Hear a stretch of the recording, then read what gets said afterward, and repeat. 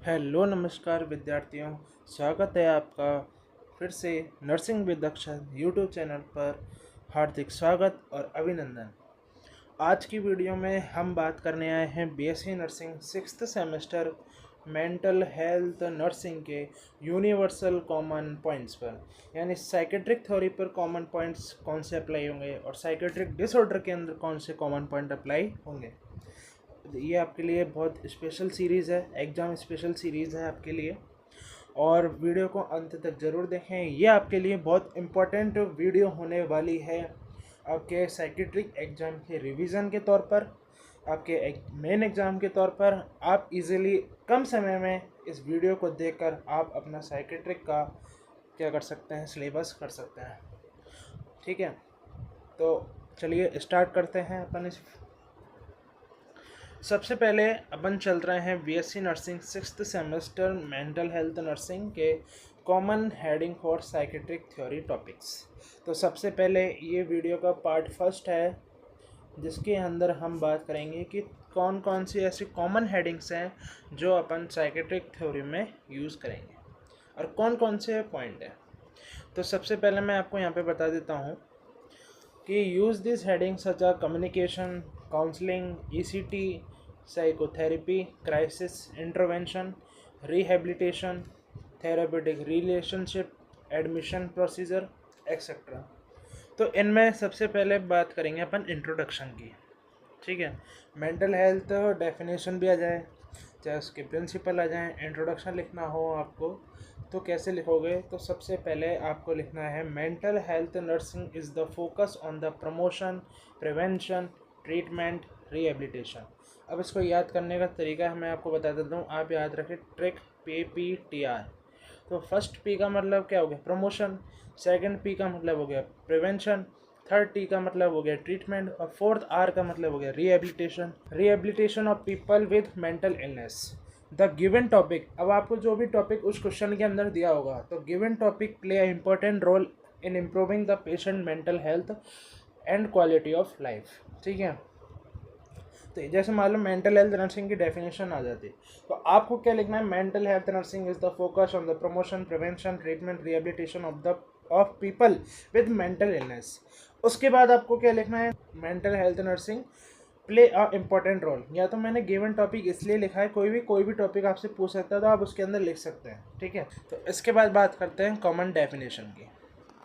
Common definition के अंदर आप क्या लिख सकते हैं, तो मैंने यहाँ पे एक ब्लैंक छोड़ रखा है। ब्लैंक इसलिए छोड़ रखा है क्योंकि किसी की भी डेफिनेशन आपसे पूछ सकता है। ठीक है, तो मैंने ऐसे बोला जैसे थेरेपी आ गई, तो therapy, behavioural therapy is the therapy use to assess, prevent, manage और improve the mental health status of individual. ठीक है, कोई भी टॉपिक आता है तो आप इसके अंदर लिखें। अब मान लो वो थेरेपी आ गई, कोई प्रोसेस आ गया, कोई मेथड आ गया, कोई प्रोसीजर आ गया, तो उसके अंदर आपको ये लाइन लिखनी। ऐसा नहीं है कि आप सब एक साथ लिख दो चारों को, नहीं। जैसे मान लो थेरेपी आती है, जैसे CBT आती है, तो CBT is the therapy use to assess, prevent, manage और improve the mental health status of individual. ठीक है, इसके बाद बात करेंगे अपन ऑब्जेक्टिव एंड एम्स में। तो ऑब्जेक्टिव एम्स में promote mental health, prevent mental health, improves patient functioning, reduce symptoms and complications, help the patient to achieve maximum independence, यानी डिपेंड नहीं रहना है। ठीक है, improves quality of life। तो ये आपके क्या है, ऑब्जेक्टिव्स है। ठीक है, अगर मान लो क्वेश्चन के अंदर पूछा ऑब्जेक्टिव, अगर मेंशन किया हो तो आपको लिखना, अगर नहीं मेंशन किया हो तो आप अपनी तरफ से आप लिख सकते हैं। ठीक है, इसके बाद बात करते हैं नीड्स, इंपॉर्टेंस एंड इंडिकेशंस। ठीक है, तो early identification of mental health illness, तो ये अकॉर्डिंग टू क्वेश्चन लिखा हुआ है, अगर क्वेश्चन में पूछा गया है तो। ठीक है, ये इसकी नीड क्या है, क्या इंपॉर्टेंस है, क्या इंडिकेशंस हैं। ठीक है, तो आपको लेना है तीनों में, अगर कोई भी आता है नीड, इंपॉर्टेंस, इंडिकेशन, तो लिखना एक ही है। ठीक है, early identification of mental health illness, timely treatment and rehabilitation, prevention of complication, better patient and family adjustment. ठीक है, प्रमोट्स रिकवरी एंड सोशल री इंटीग्रेशन। प्रिंसिपल्स क्या हैं, तो maintain confidentiality, respect patient dignity and rights, patient की क्या करो, dignity and patient dignity का मतलब होता है आप उसकी रेस्पेक्ट कीजिए, आप उसकी प्राइवेसी को मेंटेन कीजिए, ठीक है। ऐसा नहीं है आप उसके ऊपर गुस्सा कर रहे हैं, नहीं, बिल्कुल काम होके उससे पूछना है जो भी आप उसकी परेशानी पूछना चाहते हैं, ठीक है। ऐसा नहीं आप उसके ऊपर चिल्ला रहे हैं, नहीं, उसके ऊपर चिल्लाना नहीं है, बिल्कुल आपके उसके राइट्स, उसके रेस्पेक्ट, उसकी प्राइवेसी को मेंटेन करना है, ठीक है। Developed a therapeutic nurse patient relationship, ये तो आप जानते ही हो। Ensure patient safety, provide individual care और एंश्योर पेशेंट पार्टिसिपेशन और use effective communication. Communication effective होना चाहिए, ठीक है, ताकि आप प्रॉब्लम्स, जो पेशेंट की प्रॉब्लम है, इजीली आप समझ पाओ, ठीक है। और पेशेंट भी है, अगर मान लो आप अच्छे से कम्युनिकेशन कर रहे हैं तो पेशेंट भी आपको खुद अपनी प्रॉब्लम्स को बताएगा कि क्या उसको प्रॉब्लम है, ठीक है, आपसे बातें शेयर करेगा अपनी, ठीक है। तो आप उसके साथ इफेक्टिव कम्युनिकेशन करें। अब types and classification if applicable, मान लो आती है आपके पास ECT, तो ECT के टाइप्स हैं, types of ECT, cognitive behaviour therapy, ठीक है, इनकी टाइप्स हैं। तो type first, type second, type third, ऐसे आपको लिखना है, मेंशन करना है कि पहला टाइप कौन सा है, टाइप सेकंड कौन सा है, टाइप 3 कौन सा है। यानी आपको जो एक्चुअल टाइप्स लिखने हैं वो अकॉर्डिंग टू द टॉपिक के अंदर लिखने हैं, ठीक है। इसके लिए कोई कॉमन टाइप्स नहीं है, जो आपको टॉपिक है, टॉपिक के अंदर टाइप्स हैं, ठीक है, वो आपको एक्चुअल लिखने हैं, ठीक है। इसके बाद बात करते हैं procedure, steps, component and phase. तो मान लो स्टेप्स आ जाता है, प्रोसीजर आ जाता है, कंपोनेंट्स आ जाते हैं और कोई भी फेजेस आ जाती है, इन चारों में कोई भी वर्ड आता है, ठीक है। तो आपको ये मेंशन किए हुए हैं यहाँ पर, असेस द पेशेंट, है ना, plan appropriate care, explain the procedure, procedure आपको एक्सप्लेन करना है, जो भी आपने इंटरवेंशन करे उनको इम्प्लीमेंट करना है, जो भी आपने ऑब्जर्व किया उसको डॉक्यूमेंट्स करना है, और पेशेंट के क्या इवेल्यूशन निकला, ठीक है। उसके बाद बात करते हैं एडवांटेज और क्या बेनिफिट्स हैं। तो एडवांटेज की बात करें तो एडवांटेज निकलता है improve mental health, symptoms reduce हो गए, एनहेंस कॉपिंग स्किल्स, ठीक है। और बात करते हैं यहाँ पर promotes recovery, improves quality of life और प्रिवेंट रिलैप्स, ठीक है। क्या आता है, प्रिवेंट रिलैप्स। रिलैप्स का मतलब होता है जब पेशेंट ट्रीटमेंट लेने के बाद भी किसी चीज़ का एडिक्शन करने लग जाए। जैसे मान लो उसको प्रॉब्लम हुई, उसने ट्रीटमेंट ले लिया, अब ट्रीटमेंट लेने के बाद भी क्या हुआ, उसको वही प्रॉब्लम हो गई, तो उसको बोलते हैं रिलैप्स, ठीक है। डिसएडवांटेज लिमिटेशन, अगर आप इफ एप्लीकेबल, ठीक है, अगर मान लो डिसएडवांटेज पूछे हैं क्वेश्चन के अंदर, डिपेंड करेगा ये, डिसएडवांटेज पूछे हैं तो आप डिसएडवांटेज हेडिंग लगाएंगे, लिमिटेशन हेडिंग मत लगाना। पर आप ऐसे नहीं पूछा डिसएडवांटेज गया, आपने हेडिंग लगा दी लिमिटेशन, और मान लो लिमिटेशन पूछा गया, आपने हेडिंग लगा दी डिसएडवांटेज, ऐसा नहीं करना है, ठीक है। Time consuming, requires train professional, time consuming लगता है सबसे पहले तो यही है, ट्रेन नर्स नहीं होती है, ट्रेन प्रोफेशनल नहीं होते हैं, ठीक है। तो ये सबसे बड़ा डिसएडवांटेज होता है। पेशेंट का कॉपरेशन भी बहुत डिफ़िकल्ट होता है, कॉस्ट भी बहुत ज़्यादा हाई होती है, ठीक है, और आउटकम वेरीज अमंग पेशेंट। अब रोल ऑफ नर्स क्या होता है, नर्सिंग की रेस्पॉन्सिबिलिटी, आप तो ये हर क्वेश्चन के आंसर में लिख सकते हैं, can be written in almost every answer. तो assess the patient physical and mental status, establish a therapeutic nurse patient relationship, ensure safety of the patient and others, administration prescribe medications, observe and report behavioral changes।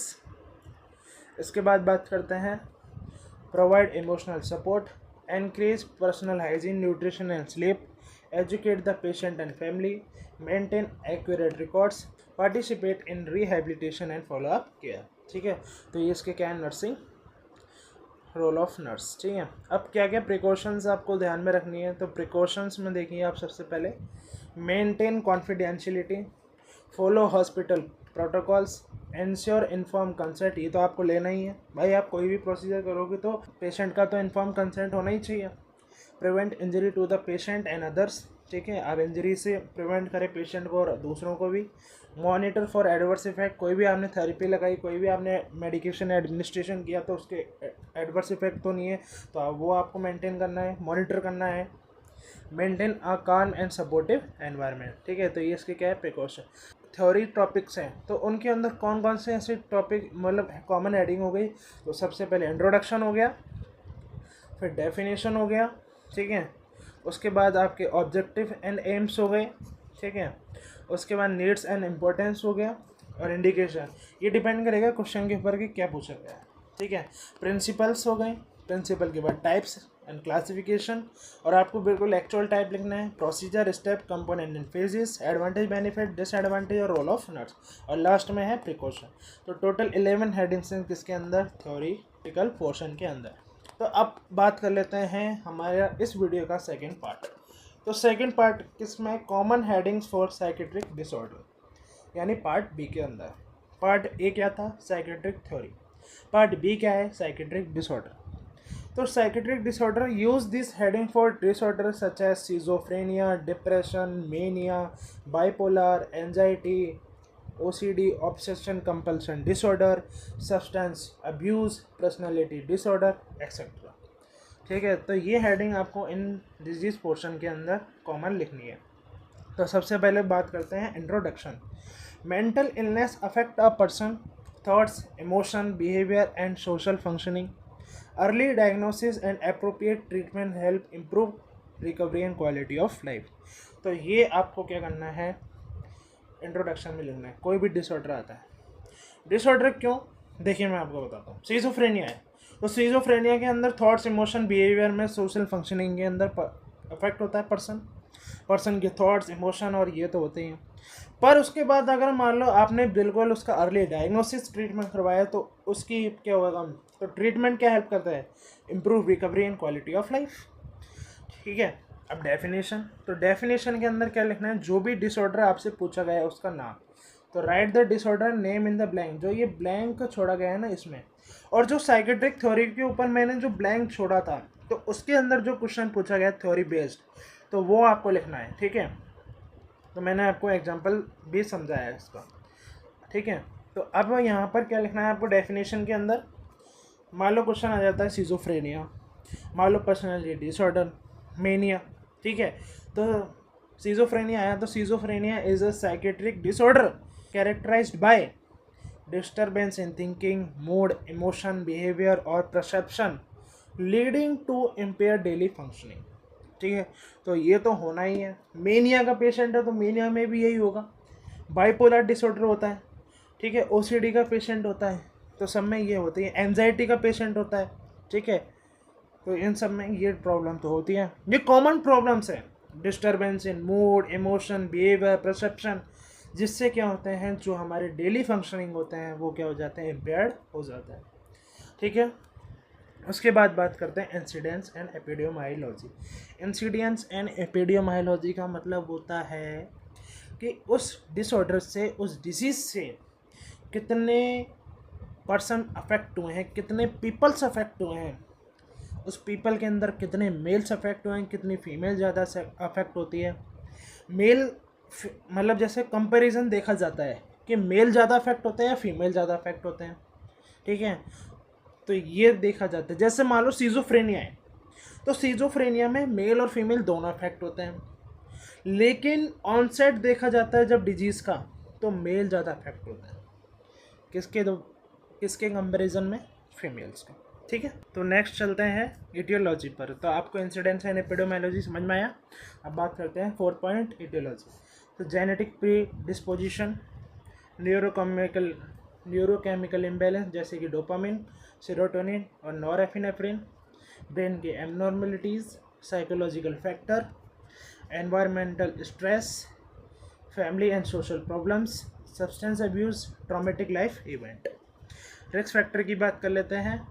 Positive family history, stress life events, drug alcohol abuse, poor कॉपिंग skill, chronic mental illness, social isolation और childhood trauma.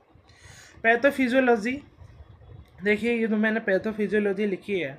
Neurotransmitter imbalance in the brain, altered brain function affect thought, emotion, perception and behaviour, result in impaired judgement, communication and daily functioning. तो ये मैंने आपको यहाँ पर इसलिए लिखा है, आपको अगर पैथोफिजियोलॉजी नहीं याद होती है तो आप ये लिख के आ सकते हैं कॉमन। तो पैथोफिजियोलॉजी के बाद अब बात कर लेते हैं यहाँ पर क्लासिफिकेशन। तो आपको बिल्कुल एक्चुअल क्लासिफिकेशन लिखना है डिसऑर्डर का, ठीक है। ICD-10 के according clinical manifestation, sign and symptoms, changes in mood, disturbed thinking, altered perception, behavioral changes, sleep disturbance, loss of appetite, poor concentration, social withdrawal, impaired communication, ठीक है, reduced occupational and social functioning, ठीक है। अब मैं आपको एक sign symptom में एक चीज़ और बता देता हूँ। जैसे मान लो क्वेश्चन आता है सीजोफ्रेनिया, तो सीजोफ्रेनिया के आपको इनिशियल फीचर लिखने हैं सबसे पहले। ये तो आपके सेकेंडरी फंक्शन है, सेकेंडरी साइन एंड सिम्टम्स है, ठीक है, जो कॉमन आप हर किसी में भी लिख सकते हैं। लेकिन जैसे आप कोई डिजीज़ आ जाती है जैसे सीजोफ्रेनिया है, तो सीजोफ्रेनिया में प्राइमरी सिम्टम्स, सेकेंडरी सिम्टम्स आपको लिखने हैं सबसे पहले, ठीक है। फिर आप ये लिख सकते हैं, क्योंकि प्राइमरी सिम्टम में जैसे 4A सिम्टम्स ऑफ सीजोफ्रेनिया हो गया, सेकेंडरी में डिस्टर्ब इन थिंकिंग, वही ये आ गए, ठीक है, जो मैंने आपको यहाँ पे बताया, जैसे मूड में चेंज होना, disturb thinking, alter perception, behavioural changes, तो ये आपके सेकेंडरी सिम्टम है, ठीक है। तो इनिशियल के साथ साथ आपको ये भी लिखना है, लेकिन फर्स्ट प्रायोरिटी पर आपको कौन सा रखना है, जो फर्स्ट इनिशियल सिम्टम्स है वो आपको रखना है, कि सबसे पहले इस डिजीज़ होने के बाद कौन सा सिम्टम अपीयर होगा। इसके बाद बात कर लेते हैं डायग्नोस्टिक इवेल्युएशन। तो history taking, mental status examination, physical examination, psychological assessment, ICD diagnostic criteria, laboratory investigation to rule out physical causes.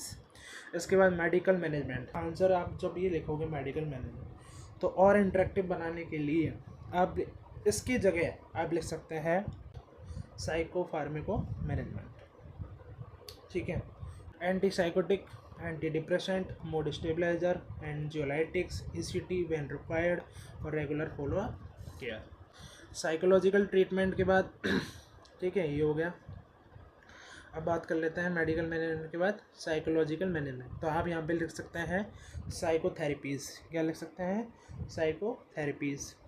तो सबसे पहले therapy cognitive behaviour therapy, individual psychotherapy, group therapy, family therapy, इसके बाद behaviour therapy, occupational therapy, nursing diagnosis. अब बात करेंगे next 12 point nursing diagnosis. यहाँ पे थोड़ा सा मिस्टेक हो गया था, ठीक है। तो अब बात करेंगे नर्सिंग डायग्नोसिस। तो सबसे पहले anxiety, disturb thought process, disturb sensory perception, ineffective coping, impaired social interaction, है ना, self care deficit, disturb sleep pattern, social isolation, risk for self directive violence, deficient knowledge. और एक चीज़ मैं आपको बताना चाहूँगा डायग्नोसिस के अकॉर्डिंग। चलो आपके पास 3 क्वेश्चन आते हैं लॉन्ग के अंदर, आपको अगर 2 क्वेश्चन नर्सिंग मैनेजमेंट के अच्छे से आते तो आप वो कीजिए। पर आपको मान लो एक नर्सिंग मैनेजमेंट का क्वेश्चन आता है, एक नर्सिंग NCP का क्वेश्चन आता है। तो नर्सिंग डायग्नोसिस, अब जैसे मान लो वहाँ पे क्या होता है, ये जब आप सेंटर में अपना एग्ज़ाम दे रहे होते हैं तो टाइम का पता नहीं लगता। तो आप क्या करें, नर्सिंग डायग्नोसिस यानी NCP आती है, तो आप पहले जो जैसे NCP बनाते हैं, तो NCP बनाने के लिए आप सबसे पहले क्या करें, फर्स्ट प्रायोरिटी जो डायग्नोसिस लिखा है उसकी बनाएं। उसके बाद आप कोई भी कॉमन डायग्नोसिस की बना दें, ठीक है। जैसे आप 5 डायग्नोसिस लिखते हैं तो दो टेबल या एक टेबल आपके लिए एफिशिएंट भी है, ठीक है। तो सबसे पहले मान लो सीजोफ्रेनिया आता है, तो सीजोफ्रेनिया में सबसे पहले क्या डिस्टर्ब होता है, सेंसरी परसेप्शन होता है, ठीक है।